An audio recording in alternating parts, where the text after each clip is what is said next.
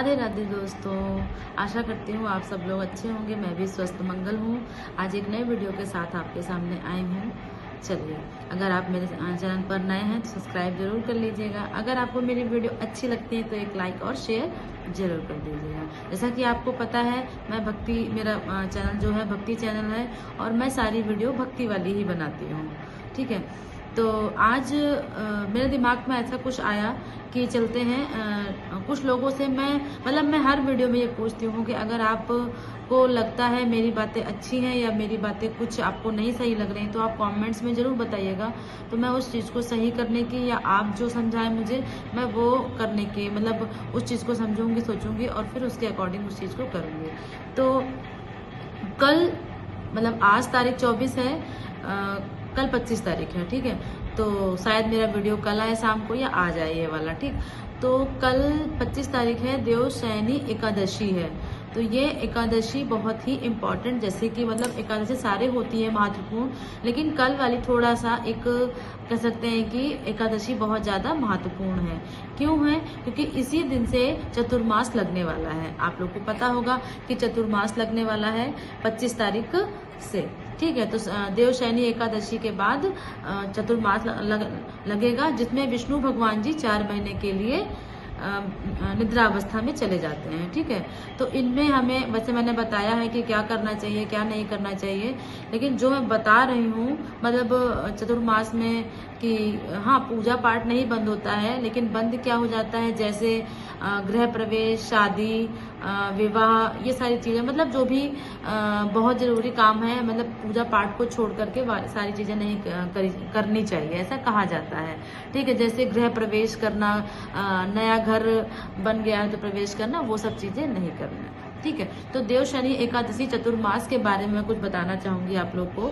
जैसा कि देवशयनी एकादशी हिंदू धर्म में सबसे अधिक महत्वपूर्ण इसलिए क्योंकि इस दिन सृष्टि के पालनहार जैसे भगवान विष्णु जो हमारे 4 महीने के लिए योग निद्रा में चले जाएंगे। तो ये हमारा कह सकते हैं कि आषाढ़ माह का जो होगा एकादशी होगी, दूसरी वाली, जिसको देवशयनी एकादशी कहेंगे, और इसमें विष्णु भगवान सो जाएंगे। ठीक, तो चतुर्मास की शुरुआत जो हो रही हमारे 4 महीने के लिए होती है। ये जैसे कि मान लीजिए अभी चल रहा है हमारा जुलाई, तो अगस्त, सितंबर, अक्टूबर और नवंबर में जब देव उठनी एकादशी होगी, उस दिन से हमारा चतुर्मास खत्म हो जाएगा। ठीक है, सबसे बड़ी एकादशी मानी जाती है देव उठनी एकादशी। उसी दिन जो लोगों को एकादशी व्रत प्रारंभ करना है, वो उस दिन शुभ माना जाता है, कर सकते हैं उस दिन। ठीक है, तो चतुर्मास की शुरुआत में सबसे पहले क्या होता है कि भगवान जी, मैंने बताया आपको, योग निद्रा में चले जाते हैं, और फिर भगवान शिव का शासन। ये कहा जाता है कि जब भगवान विष्णु योग निद्रा में चले जाते हैं तो वो 4 महीने जो होते हैं वो शिव भगवान को अर्पित होते हैं। जैसे अब सावन आने वाला, तो आप 1 महीने उनकी पूजा करेंगे, फिर 4 महीने हमारे शिव भगवान ही, जो पालनहार हमारे सृष्टि के जो संचालक कार्यभार भगवान शिव को देखना होता है। तो सावन का महीना और भी अच्छा, कह सकते हैं कि बहुत बढ़िया। जो लोग सोमवार व्रत प्रारंभ करना चाहते हैं वो लोग सावन से स्टार्ट कर सकते हैं, ये सब चीजें हैं। ठीक है, तो चतुर्मास की शुरुआत में सबसे पहले क्या होता है कि मांगलिक कार्य पर, मैं वो बता रही हूँ कि जो चतुर्मास जब शुरू होता है तो हमें क्या क्या नहीं करना चाहिए। जैसे कि कोई मांगलिक कार्य नहीं करना चाहिए, शादी, विवाह, मुंडन, गृह प्रवेश, ये सारी चीजें नहीं करनी चाहिए। ठीक है, और फिर उसके बाद हमें शिव भगवान की आराधना करनी चाहिए। फिर आध्यात्मिक और मानसिक शुद्धि, ये कहा जाता है कि ये 4 महीने पूजा पाठ में अच्छे से मन भी लगता है और आप कर भी सकते हैं।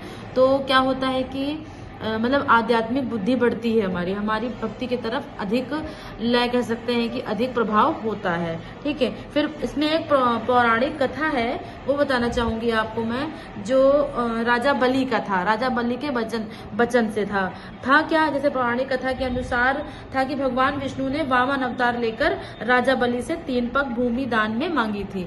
जो राजा बलि थे, उन्होंने क्या किया, भगवान विष्णु ने जो वामन अवतार लिया, तो उन्होंने क्या किया कि राजा बलि से मतलब भगवान ने वेश किया था ये, और फिर राजा बलि से जाकर के 3 पग भूमि मांगी थी। तो बलि की जो बलि थे उनकी दानशीलता से प्रसन्न होकर उन्होंने बलि को पाताल लोक का राजा बनाया और स्वयं द्वारपाल के राजा बने थे।